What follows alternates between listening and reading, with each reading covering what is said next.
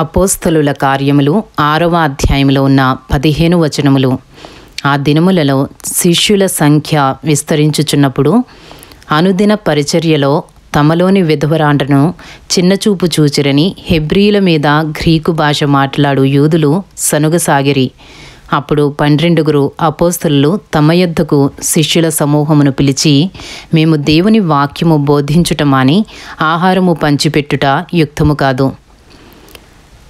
కాబట్టి సహోదరులారా, ఆత్మతోనూ జ్ఞానముతోనూ నిండుకుని మంచి పేరు పొందిన 7 మనుషులను మీలో ఏర్పరచుకొనుడి.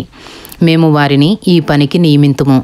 అయితే మేము ప్రార్థన యందును వాక్య పరిచర్య యందును ఎడతెగక యుందుమని చెప్పిరి. ఈ మాట జనసమూహమంతటికిని ఇష్టమైనందున వారు విశ్వాసముతోనూ పరిశుద్ధాత్మతోనూ నిండుకొనిన వాడైన స్తెఫను, ఫిలిప్పు, ప్రొకొరు, నీకానోరు, తీమోను, పర్మెనాసు, యూదుల మత ప్రవిష్టుడును అంతియొకయ వాడును అగు నీకొలాసు అను వారిని ఏర్పరచుకుని వారిని అపోస్తలుల ఎదుట నిలువబెట్టిరి.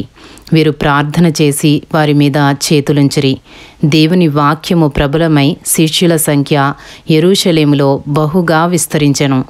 మరియు యాజకులలో అనేకులు విశ్వాసమునకు లోబడిరి. అపోస్తలుల కార్యములు 6వ అధ్యాయము 8వ వచనము నుండి. స్తెఫను కృపతోనూ బలముతోనూ నిండినవాడై ప్రజల మధ్య మహత్ కార్యములను గొప్ప సూచక క్రియలను చేయుచుండెను. అప్పుడు లిబెర్తీనులదనబడిన సమాజములోను, కురేనీయుల సమాజములోను, అలెక్సంద్రియల సమాజములోను, కిలికియా నుండి ఆసియా నుండి వచ్చిన వారిలోనూ కొందరు వచ్చి స్తెఫనుతో తర్కించిరి గాని మాటలాడుటయందు అతడు అగపరిచిన జ్ఞానమును అతనిని ప్రేరేపించిన ఆత్మను వారెదిరింపలేకపోయిరి. అప్పుడు వారు, వీడు మోషే మీదను దేవుని మీదను దూషణ వాక్యములు పలుకగా మేము వింటిమని చెప్పుటకు మనుషులను కుదుర్చుకొని ప్రజలను, పెద్దలను, శాస్త్రులను రేపి అతని మీదికి వచ్చి అతనిని పట్టుకుని మహాసభ యొద్దకు తీసుకుని పోయి అబద్ధపు సాక్షులను నిలువబెట్టిరి. వారు, ఈ మనుష్యుడెప్పుడునూ ఈ పరిశుద్ధ స్థలమునకును మన ధర్మశాస్త్రమునకును విరోధముగా మాట్లాడుచున్నాడు.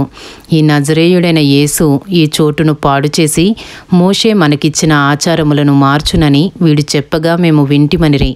సభలో కూర్చున్న వారందరూ అతని వైపు తేరి చూడగా అతని ముఖము దేవదూత ముఖము వలె వారికి కనబడెను.